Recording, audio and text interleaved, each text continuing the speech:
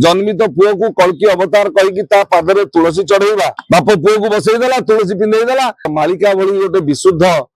ग्रंथर से अपप्रचार कर। मोर प्रथम परिचय पंडित मातृप्रसाद मिश्र जगन्नाथ संस्कृति गवेषक तथा प्रचारक। आपणकर प्रश्न मूल प्रश्न को मु आलोचना करने जाऊँगी। 3-4 दिन धरी ये ओडिशा नुहे ओडिशा बाहर भारत वर्ष भी समस्त सनातनी हिंदू और ओडिया जाति को बहुत कष्ट देछि। निजको कल्कि अवतार कहीकि गोटे वैकुंठ धाम बोली गोटे बेआईन जगह को से माने दखल ले नहीं गोटे किछि दिन धरी सेठी भक्त मानू माने सनातनी हिंदू मानू गोटे भ्रम पकाउथिले। वास्तव में कली जुगर जदि शास्त्रीय बयस आपण माने देखिबे भगवत गीता धर्मशास्त्र अनुଯାयी 4,32,000 वर्ष होची कली जुगर बयस। वर्तमान कली जुग को बयस होती 5,126 वर्ष। यही माने गोटे आरंभ कर आज नुहे ओडिशार किछि जगार से विशेषकर जगतसिंहपुर केन्द्रापड़ा आड़ू से गोटे अपप्रचार मालिका भली गोटे विशुद्ध ग्रंथर से अपप्रचार कर जाई फूल गीत को बा निजे छंदिकी कपोल कल्पित कथा को मालिका ना रे कलिजुग शेष हम सत्यजुग आसीज जगन्नाथ महाप्रभु यही जो जहाँ आप प्रश्न पचारे खंडगिरी बारी रे से जो वैकुंठ धाम करथिले मुझे काशीनाथ मिश्र आज जानवा पाइली ठीक कि भूल मुझे कि सी भी ब्राह्मण कुआडे नुह निजर जाति आफिडेविट कर ब्राह्मण होती ये गोटे केते बड़ कलंकित कथा। उच्च वर्ण जाति आफिडेविट करवा ता सहित निज पुओ को जन्मित पुओ को कल्कि अवतार कहीकि ता पादरे तुलसी चढ़ेवा पाद तले धर्म ग्रंथ जहाँ सनातन धर्मर श्रेष्ठ मूल मानबिंदु धर्मशास्त्र भगवत गीता को सेठी ता पाद तले थे केते माने ये आतंकवादी तो किसी कम नुहे ये विधर्मी मान आहरी विधर्मी ये धर्म गुमराह कर किसी आवश्यकता नहीं। केवल मु भावुची पुलिस रे 3rd डिग्री को दरकार गणतंत्र व्यवस्था रे जे धर्म को गुमराह करुची ये जो पुलिस रो 3rd डिग्री धीरे बंद हो जाइए दंडमुक्त थाना है से प्रकृत ये सब उत्साहित करुची पुलिस तांको धरू एवं तांको से जो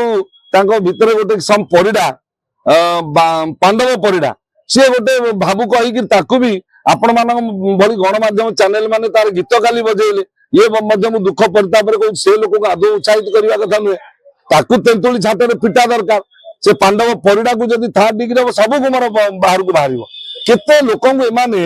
माने शांत सरल लोक विभिन्न प्रकार कपोल कल्पित कथा कहीकि एमाने गोटे गोटे भल मोटिवेटर जमी विभिन्न प्रकार इंश्योरेंस एजेंट मोटिवेशन कर सब करांती ये अनुरूप भक्त मानू एमाने गुमराह कर तेणु इनको कठोर शास्ति दि दरकार। एवं आउ गोटे कथा आपण जरिया राज्य सरकार एवं पुलिस प्रशासन सामने रखी जे यहीटा जेहेतु आरंभ होती पूर्व दिन में सुर सारथी प्रसंग आम जानिले सुर सारथी प्रसंग वर्तमान जेल सिकंजा पशिला परे भी आज भी भाव विह्वल भक्त होगी सारथी बाबा कहते कंझाई अच्छा जी दोबन खाई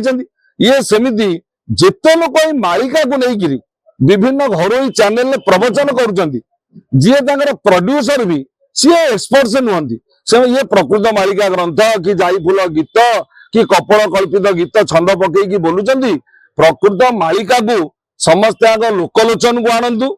अच्युतानंद महापुरुष केते बड़ महापुरुष सी सिद्ध पुरुष तांको कथा को भ्रमात्मक करी कलिजुग सरीजीव सत्य आसीजीव जुग पुरुष जन्म हो गले 12 घर 13 मास विभिन्न कथा बुझाउछन्ति। तेणु मालिका प्रति आम सावधान रहिबा ए मालिका कथावाचक को संपूर्ण भाव में मालिका ग्रंथ सहित एमाने संश्लिष्ट जड़ित बा उचित उपयुक्त तार यथार्थ अर्थ करुचंती कि भिन्न अर्थ करुचंती ता भी वर्तमान प्रायोगिक बुझिबा आवश्यक ताहले आउ गुमराह हबनी बा धर्म ये विडंबना हबनी। किंतु काशीनाथ मिश्र नामक व्यक्ति आउ से जो पांडव परिडा बा जो माने तांको सहित संश्लिष्ट सेमानक प्रति दृष्टांतमूलक कठोर कार्यानुष्ठान निया जाऊ आउ धर्म नारे जेते बेआईन आश्रम निर्माण जेते बेआईन आश्रम धर्म नारे एक सबू वर्तमान सरकार ताकू सबू सठिक निरूपण करू जांच करू सबू डोजर लगेगी भांगू ताहले एमानकर अस्तित्व नष्ट हब। आज्ञा ये बाप पुओर गोटे भेड़िकी आ कौन बाप पुओ को बसईदेला तुलसी पिंधेदेला एबे तो जने कहले केटीएम बाबा बोली मु तो बुझी नथि शुणु शुणु से गोटे केटीएम दामी मोटरसाइकेल चढ़ी से पिलाटी को हीरोगिरी करी बुले ଭଗବାନ ହିରୋଗିରି କରି ବୁଲିବେ ବ୍ୟବସ୍ଥା ଅଛି କେତେ ମୋଟର ସାଇକେଲ ଚଢିବେ